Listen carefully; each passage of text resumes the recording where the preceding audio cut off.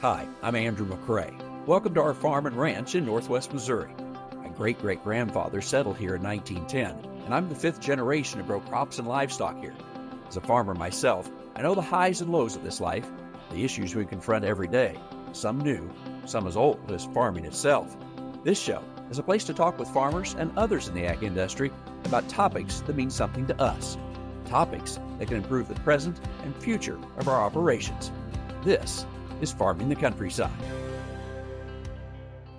Welcome to Farming the Countryside. I'm Andrew McCrae, and on this week's edition of the show, we have two guests. Ron Rabo, who's been with us before, farms in Wyoming, and we talk a lot about succession planning, but just also about his farm, and also Eric Mueller with Sower Farmland, who's going to be talking about some succession planning types of topics, some specifics here in a sense. But Ron, why don't I go to you first this edition here?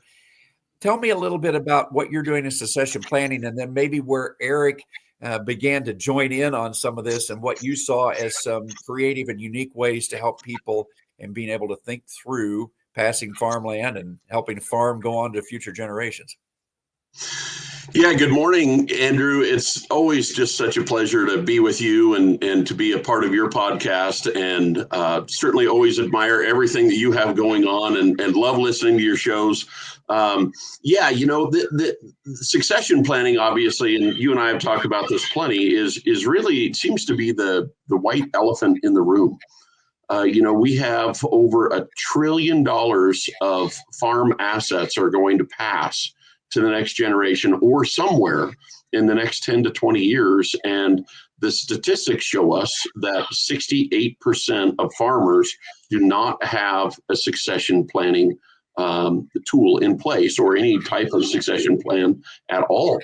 And so I was actually a top producer in 2024 and was speaking there on the succession planning workshop. And our guest today, Eric Mueller, was in the room, and he introduced himself to me during that session.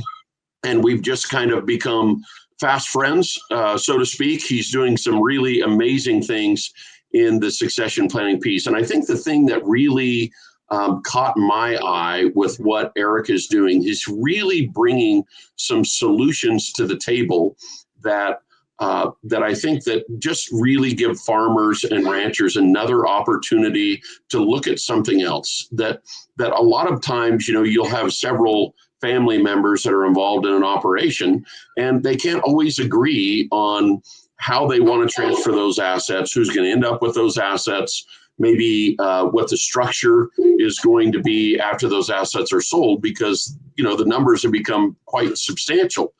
Certainly, they've always been substantial, but they've really become extremely large in the last 5 to 10 years. And so what Eric's done with his group, the Sower Legacy Farmland Fund, is they are utilizing 721 exchanges. Now, 721s have been around for a very long time. Most of us are familiar with 1031s. So we have like a forward 1031 where you're exchanging a like-kind property. So if you're selling a farm, for an example, you can 1031 that money tax-free or tax-deferred at least into another farm, into a residential property, into commercial property. But you can also do a reverse exchange, which just involves the timing of the selling and purchasing of those assets.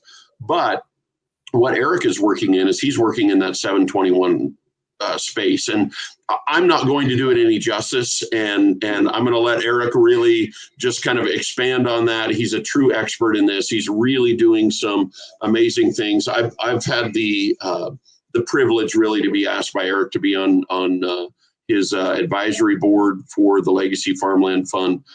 There's some real players in the succession planning space that are doing some great things with sowers. And so, Eric, thank you so much for being part of the show today. And if you would maybe just introduce yourself a little bit, and if it's all right with Andrew, we'll just kind of get into the topic at hand. Sure. Yeah, Eric, go ahead and tell us a little bit about yourself, but also the 721 for those that aren't familiar. You bet. Yeah, and thank you so much, Ron, for making the introduction to Andrew, and Andrew for having me on your podcast here. So I appreciate the opportunity to share my story and to share the story of the 721 Exchange and what we've done with that up to this point. So I my career started, well, basically if I go all the way back, I grew up on a farm in northeast Nebraska, typical row crop farm. We grew corn, beans, alfalfa, raised hogs, raised cattle. Thankfully, my uncle took care of all the milking, but we did do that too. So just came from a very diverse farming background. I grew up in the era early '80s. I remember feeling the stress on the farm between my dad and his uncle. Of course, being a little kid, you don't know for sure what's going on, but you just sense something wasn't going on. So kind of grew up through those years. Uh, Once I got done with high school, I went to school at University of Nebraska in Lincoln, and then from there, my career really took off into the real estate sector, and more importantly, I guess more definitively into the ag farmland real estate brokerage side of the industry. And so I started auctioneering back in the mid 2000s. Joined Farmers National Company and conducted close to probably somewhere between 500 and 600 auctions for their farm managers and their agents throughout the Midwest, Iowa, Nebraska,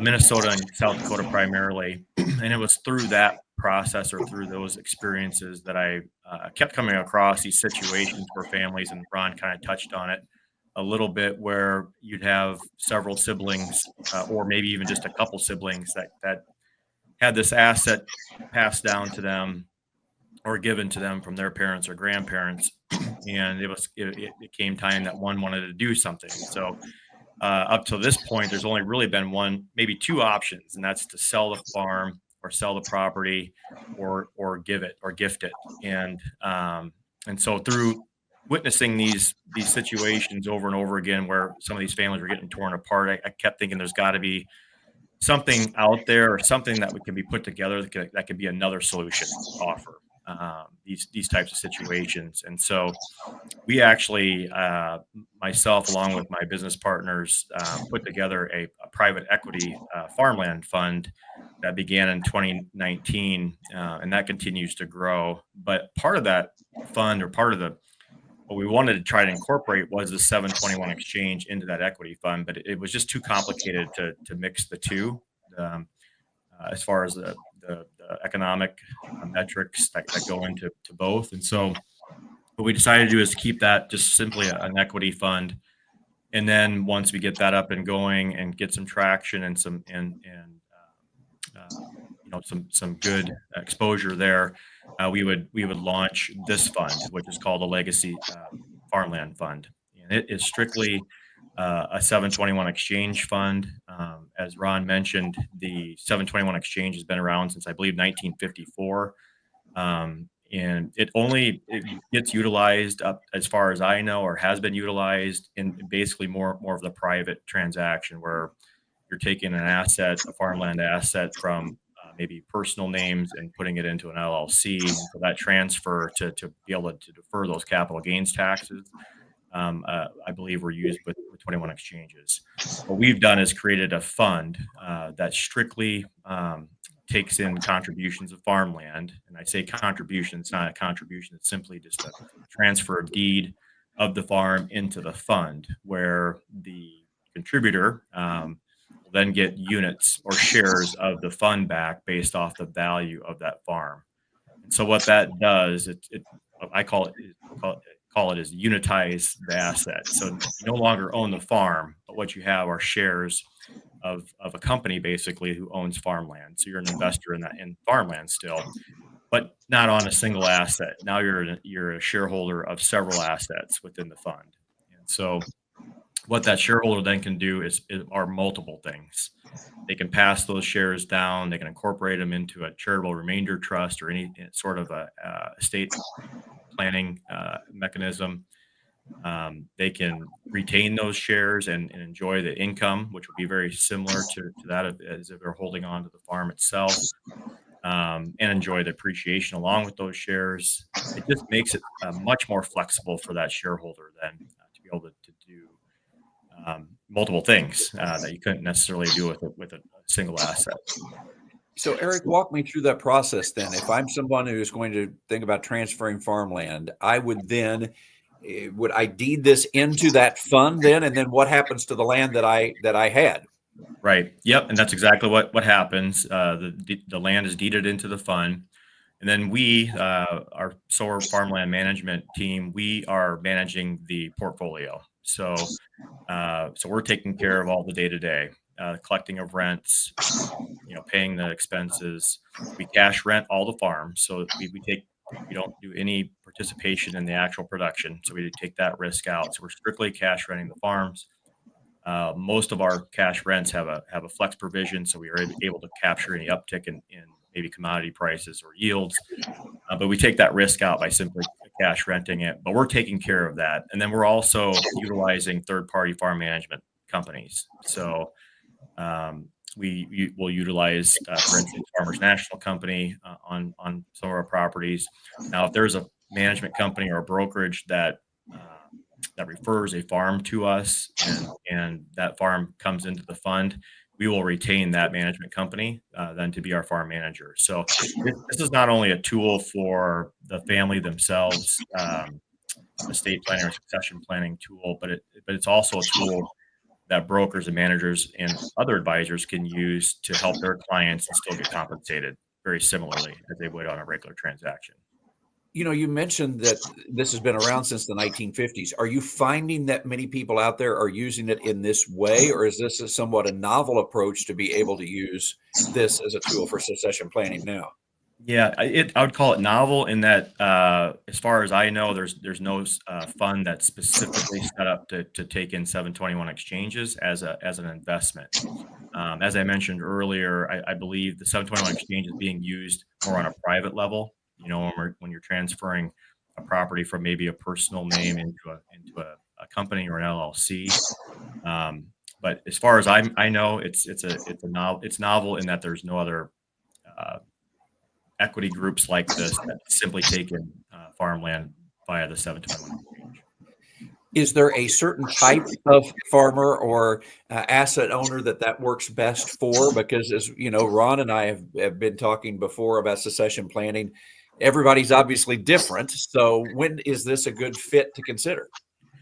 So it's row crop farmland only, first of all. So I know that may eliminate, your ranchers and your pasture type properties, but so row crop, and it doesn't necessarily need to be all row crop, but primarily row crop because again of the economics behind and the differences between row crop and pasture, for instance. But so that is kind of the first requisite.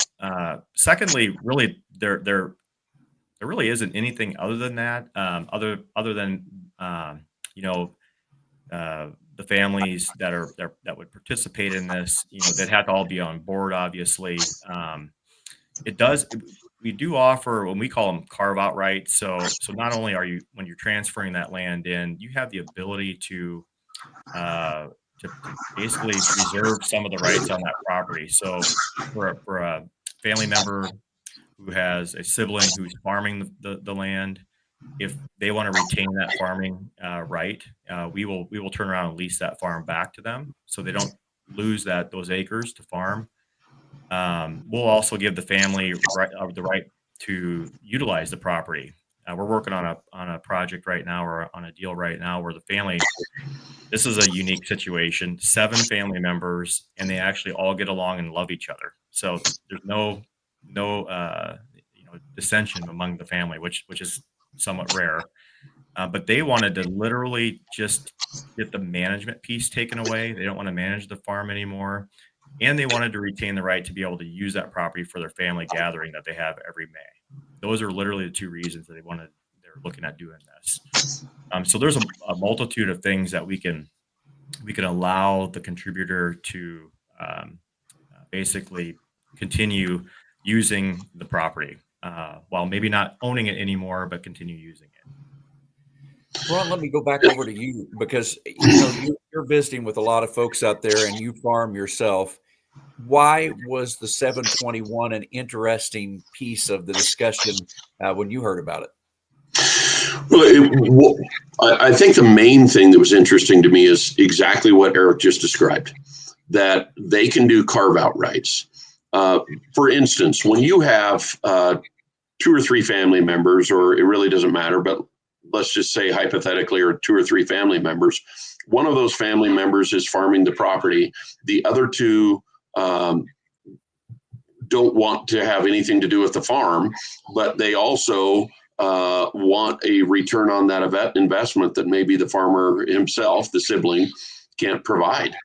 And it's really a way, I think, to mitigate some of this problem that exists when you have large assets, and you have different mindsets on how they want to utilize those assets. So there's so many farm families. I have a friend whose family is going through it right now. They're selling their property, and once you sell it, it's gone forever. He's trying to do some things on it right now because they're going to lose all their hunting rights. They're going to lose their rights to go on picnics. They're going to lose their rights to go on hikes.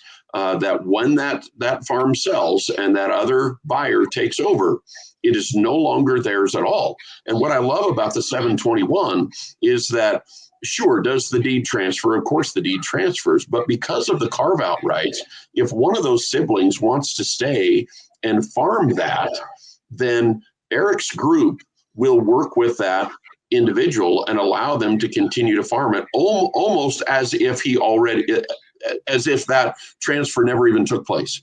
Now, the other siblings can still get their monetary benefit out of that. And it creates an environment where it helps eliminate some of that dissension. And so, like Eric just said, this particular family of 7 siblings, they have an annual family gathering and they want to be able to use the property for it. Maybe they want to hunt on it, whatever. Then they can use those carve-out rights to allow that family to continue to utilize the property, where they don't just completely get kicked out of something. I've always said that I believe the hardest thing in succession planning is not the numbers, and it's not the way in which we do things necessarily, but it is the emotional component. And we have to figure out a way to, just like Eric said, he's seen so many families get torn apart by this asset, that everyone is attached to that asset differently, but it's all emotional.